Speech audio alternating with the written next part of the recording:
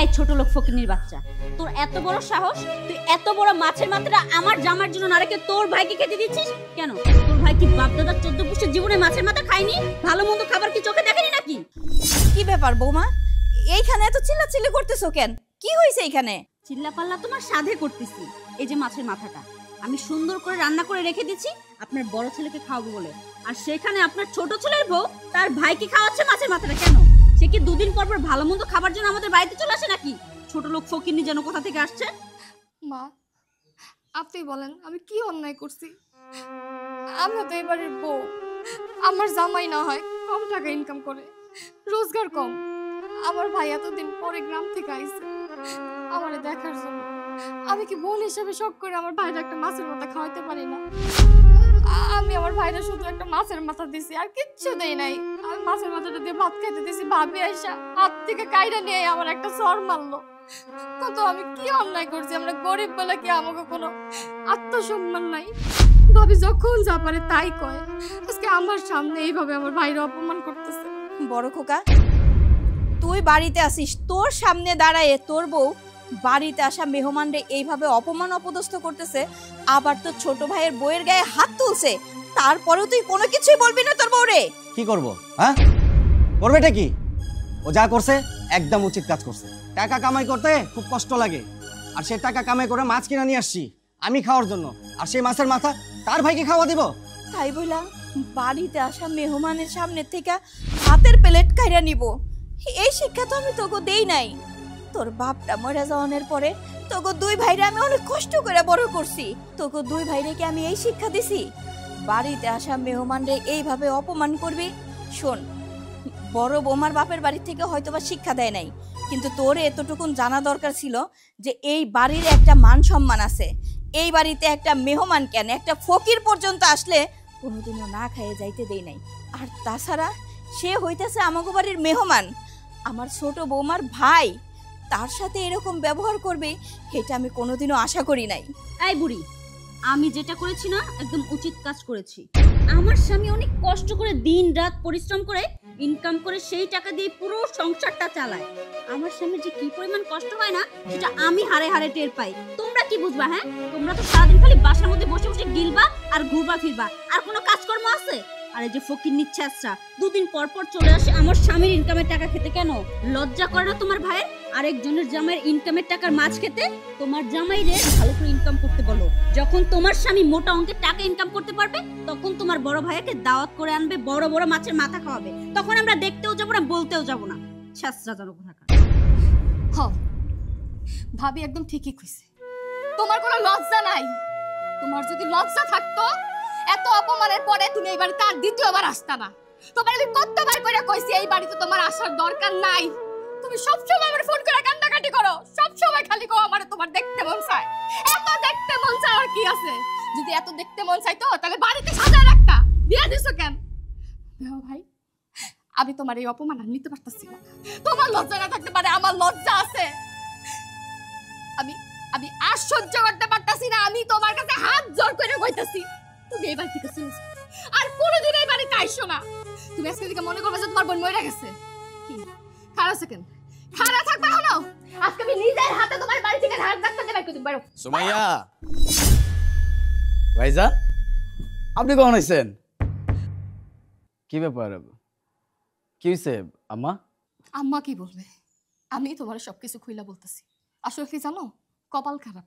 কপাল খারাপ হইলে না কোনো জায়গায় যে শান্তি মিলে না। এই যে আমার ভাই কতদিন পর আমার বাড়িতে আইছে, আমি আমার বাইরে শখ করে একটা মাছের মাথা খাইতে দিতে চাইছিলাম। ভাবি আইসা হাতের দিকে মাছের মাথাটা কাইরা নিয়ে আমারে সর মারলো। যা মুখে আইছে তাই কইছে ফকিন্নি, ছোট লোক, গরিব। আমার জামাইর ইনকাম নেই বইলা আজকে আমার ভাইরে অপমান করতেছে। মারে যা মুখে আইতেছে তাই কইতাছে, শুধুমাত্র একটাই কারণ, তোমার ইনকাম নাই, তুমি ইনকাম করতে পারো না। আজকে তুমি ইনকাম করতে পারো না দেখে তোমার বউয়ের কোনো সম্মান নাই, তোমার বউয়ের আত্মীয়র কোনো সম্মান নাই। তাই আমি ঠিক করছি কি জানো, আমার ভাইরে আমি আর এই বাড়িতে আসতে দেব। আমি নিজেই অপমান করে ঘাট ধাক্কা দিয়ে এই বাড়ি থেকে বাইট করে দিব।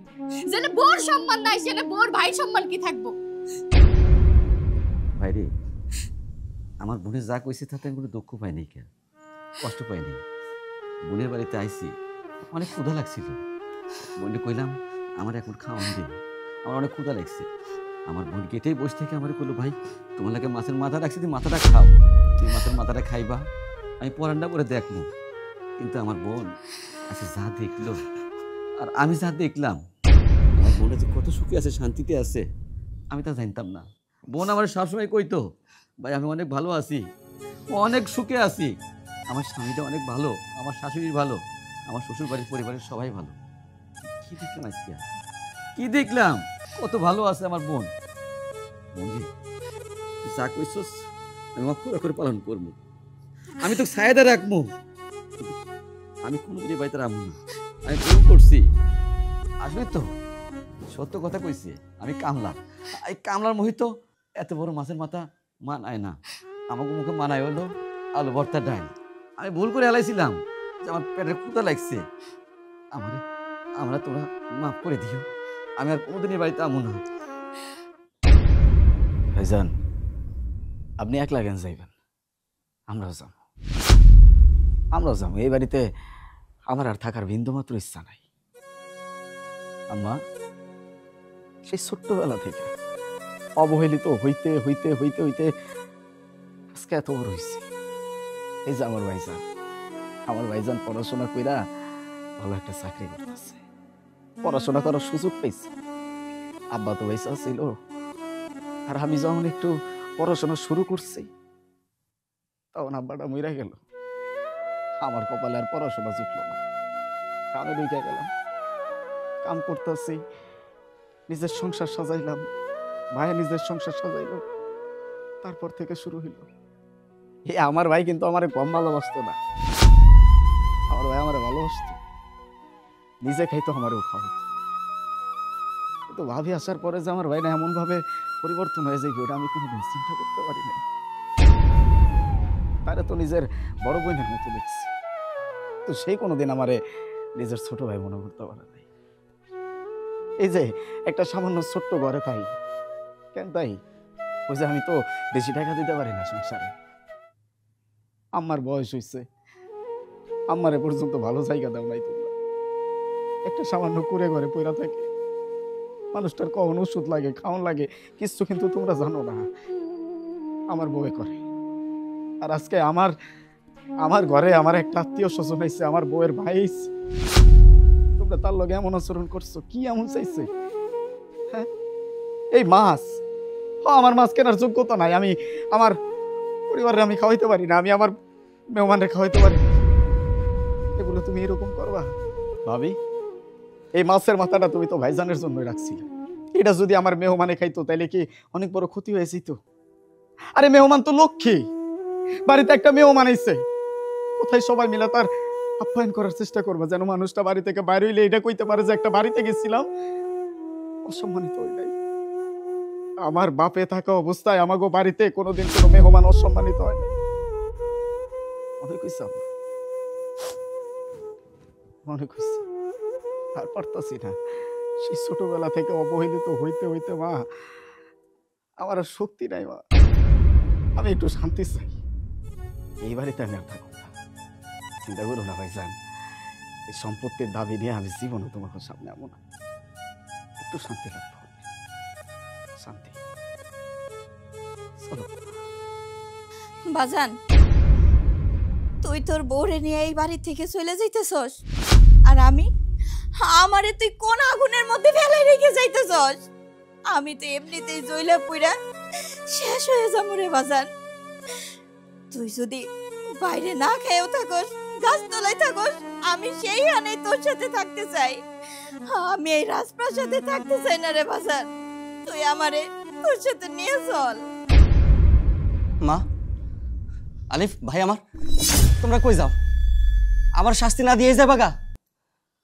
হ মা, আমি ভুল করছি, ভুল তো মানুষই করে। টাকার পেছনে আমি এতটাই মগ্ন হয়ে গেছিলাম যে মা, ভাই, বোন, আত্মীয় স্বজন সব ভুলে গেছিলাম মা, সব ভুলে গেছিলাম। ভাই আমার আপনি মাফ করে দেন ভাই, আসলে টাকা মানুষের জীবনে সবকিছু না ভাই। আপনারা আমি এইভাবে অপমান করছি, এটা আমার মোটে উচিত হয়নি ভাই। আলিফ ভাই, আমি তোর বড় ভাই, আমি তোর কাছে মাফ চাইলাম, আসলে আমার ভুল হয়ে গেছে। তোরা চলে গেলে আমি কা করে নিয়ে থাকুম ভাই, মা মা তুমি আমার মাফ করে দাও মা।